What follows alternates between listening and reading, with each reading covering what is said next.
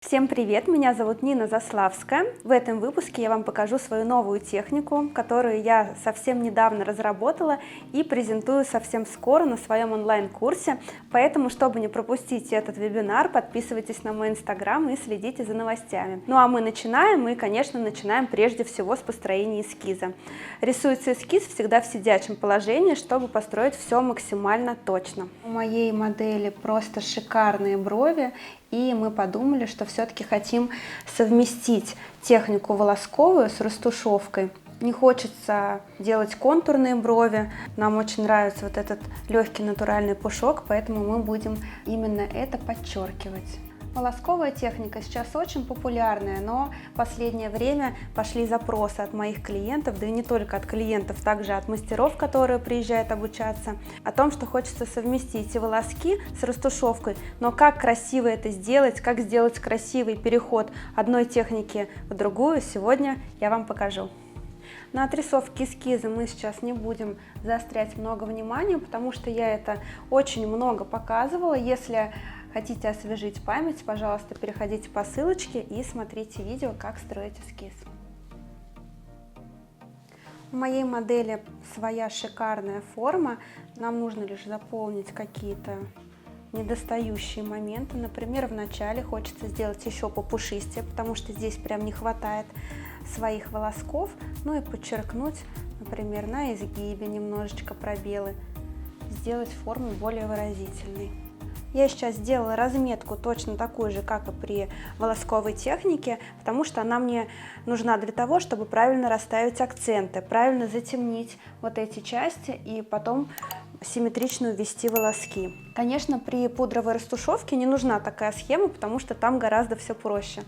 Но мы не ищем легких путей, и, конечно, хочется, чтобы все было супер симметрично. Схема помогает максимально точно выстроить обе бровки. Ну и потом в процессе работы уже не переживать, что что-то пошло не так. Я нарисовала эскиз. Как вы видите, бровки очень необычно выглядят из-за того, что они состоят из двух техник. И вначале у нас волоски плавно переходят в растушевку, и на кончике по нижней части опять мы будем дорисовывать такие пушковые тоненькие волосочки. Прежде всего я начала закреплять эскиз с волосковой техники, и на это я буду использовать две машинки. Первая машинка – короткоход Белар. Всегда я ей работаю на волосковой технике.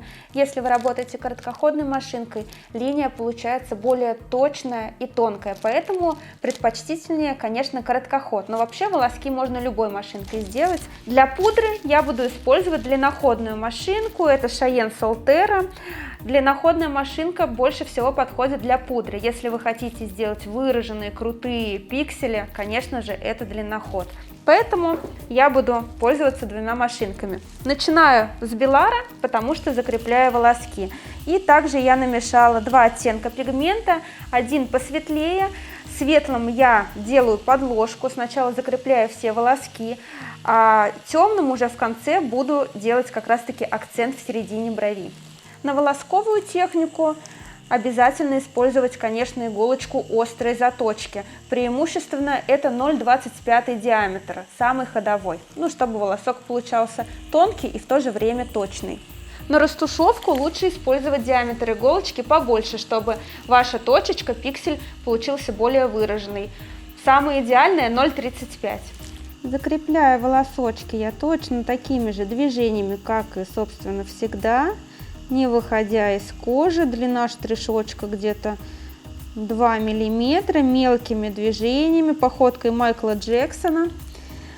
Мы проходимся, и получается тоненькая-тоненькая линия, едва заметная, потому что у моей прекрасной модели очень густые красивые брови, достаточно темные, и вот эти нарисованные светлые волосенки едва заметны. Конечно, мы их потом будем обводить, затемнять кое-где. Конечно, мы еще не все волосочки прорисовали. Это только скелетные основные. Сначала нам нужно закрепить их, чтобы было максимально симметрично, потому что, когда я прорисовывала эскиз, я также и рисовала подсчет. Один здесь волос длинный, другой на другой стороне. Потом уже будем заполнять по определенной схеме, И схема достаточно проста, когда вы ее знаете, вам уже не составит труда сделать красивые симметричные брови.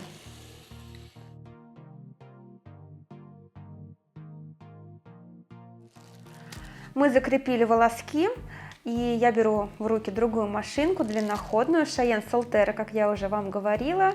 Заряжаю картридж, диаметр у меня 0,35, короткая заточка. Короткой заточкой получаются более жирненькие, такие выраженные точки, которые мы сейчас все любим.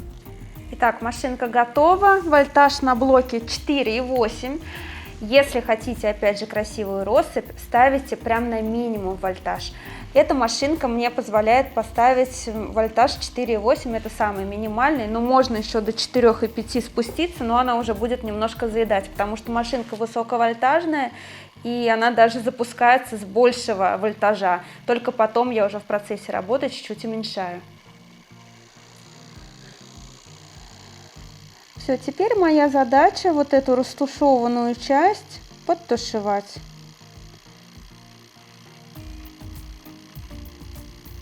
Подтушевываю я уже, конечно, совсем другими движениями. Если линию я ввела, не выходя из кожи, прям мелкими-мелкими движениями, чтобы она получалась четкой и точной, то здесь мне вообще абсолютно другое нужно. Мне нужна красивая россыпь, поэтому я работаю в технике маятник и прям вот так вот машу в воздухе машинкой, чтобы ни в коем случае у меня не было никаких контурных линий, чтобы точки лежали на большем расстоянии друг от друга. Если вы хотите красивую россыпь, значит ваш шаг должен быть достаточно большой, ну минимум 5-7 миллиметров.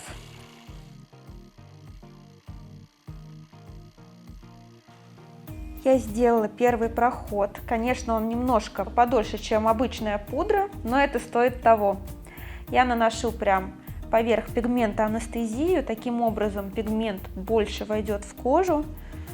И перехожу на другую сторону. Все, я закончила правую бровь. Там я делала то же самое, поэтому мы не стали вам показывать одно и то же. Сейчас уже переходим к нашей левой бровке. Она подзаморозилась. И я вот сейчас тщательно протираю пигмент и буду делать второй проход. Посмотрите, как хорошо у нас легли волоски. Это всего лишь первый проход. Мы немножечко их выровняем, потому что залог хорошего приживления волосков в том, чтобы линия была равномерно насыщена пигментом. Тогда она будет у вас четко приживаться и не будет никуда плыть. Мы обведем эти волоски, дорисуем еще дополнительные, наполним внутренности, чтобы было пушисто и натурально. Ну и перейдем потом уже к растушевке. Я попадаю точно в эту линию, это очень важно. Если вдруг вы не попали в эту линию, вы не расстраивайтесь, самое главное. Выходите срочно из кожи, опять примахиваетесь и попадаете в эту же лыжню. Напомню вам про важные правила волосковой техники. Самое важное, чтобы ваша бровка была воздушной, натуральной, а не какой-то такой, вы знаете, как забор бывают такие волосковые брови. В общем, чтобы смотрелось естественно, кончик волоска, начало волоска должно начинаться прямо из воздуха, из ниоткуда. Оно должно быть светлое-светлое, поэтому в кожу вы всегда входите легко.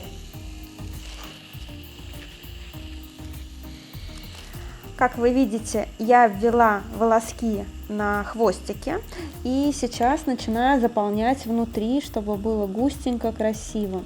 На хвосте вообще лучше не перебарщивать, конечно, с волосками, потому что даже в природе у нас хвостик растет, ну так, пореже. Поэтому мы делим вот эти все волоски на 3 ряда. Первый мы уже прорисовали, сейчас второй рисуем, и потом уже пойдет третий.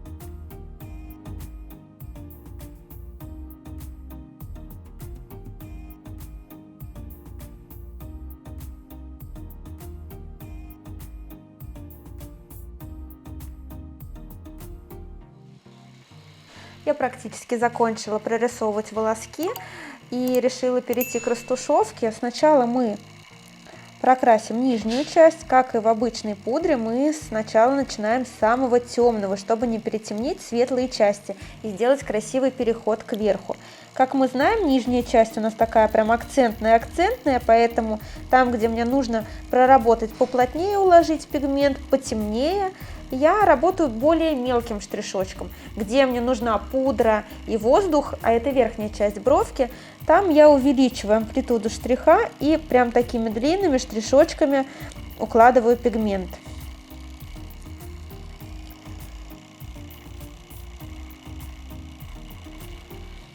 Кстати, сейчас я уже перешла на более темный цвет и для растушевки использую именно его. Это нужно учитывать, потому что растушевка у нас лежит более поверхностно все-таки. Хотя мы прорисовываем волоски точно на такой же глубине, нужно учитывать то, что линия у нас укладывается более плотно в коже, в отличие от растушевки. Растушевку же мы так хаотично распределяем по коже, и она так плотно не лежит. Поэтому я себе могу позволить пигмент чуть потемнее на растушевку, а именно на волоски вы всегда отдавайте предпочтение более теплым и светлым тонам. Верхнюю часть бровки я прям распушаю, и здесь ни в коем случае не должна читаться граница. То есть я вывожу даже за нее. Если вдруг вы боитесь потерять границу и переборщить, например, с напылением, можете воспользоваться хирургическим маркером, либо же несмываемой красной гелевой ручкой, которая называется Пилот, возможно, вы о ней слышали.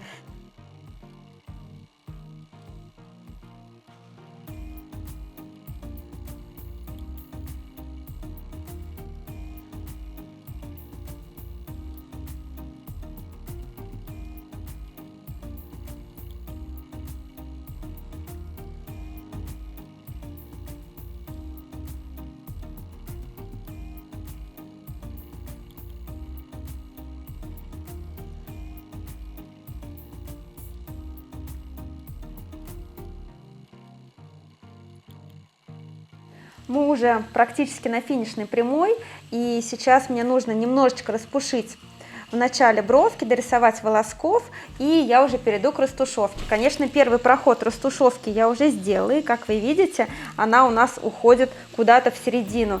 Да, здесь техника отличается от пудровой растушевки, от обычных пудровых нам привычных бровей, и здесь у нас смещен акцент на серединку. Как раз-таки в природе акцент именно в этом месте, а ни в коем случае не внизу. Ну а сейчас я продолжаю обводить волосочки на головке. Здесь у меня уже практически все прорисовано, но есть какие-то вот просветы. Я также примахиваюсь, попадаю в лыжню и мелкими штришочками, не выходя из кожи, обвожу эту линию.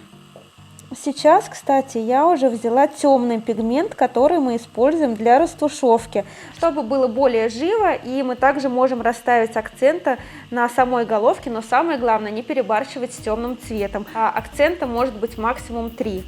То есть 3 волосочка я делаю такими переплетенными и темными на головке. Тогда такая укладка более хаотичная, более живая, природная получается.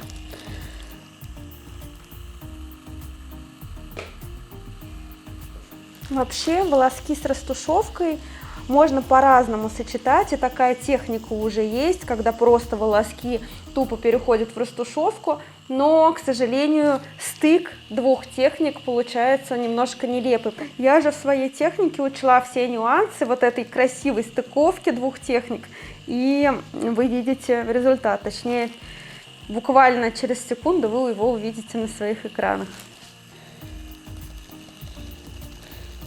Я перешла на длинноходную машинку, потому что с волосками мы закончили, и сейчас уже расставляем акценты и делаем красивую пудру. Конечно, я начинаю с нижнего ребра, потому что оно более такое плотное, более темное. Там, где потемнее, мы работаем мелкими штришочками. Кверху я увеличиваю штрих и делаю красивую россыпь пикселей.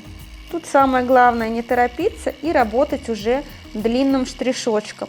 Кстати, не советую вам укладывать горизонтальные штрихи, иначе у вас может получиться такой контурный верх у брови. Когда вы идете по верху, всегда работаем вот так вот наискось, как бы техника елочки называется.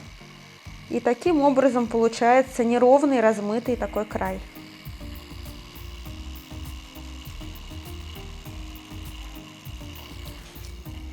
Ну что ж, вот такой финальный результат мы получили. Напишите, пожалуйста, в комментариях, нравится ли вам новая техника. Мы увидимся с вами в следующем выпуске. Пока-пока!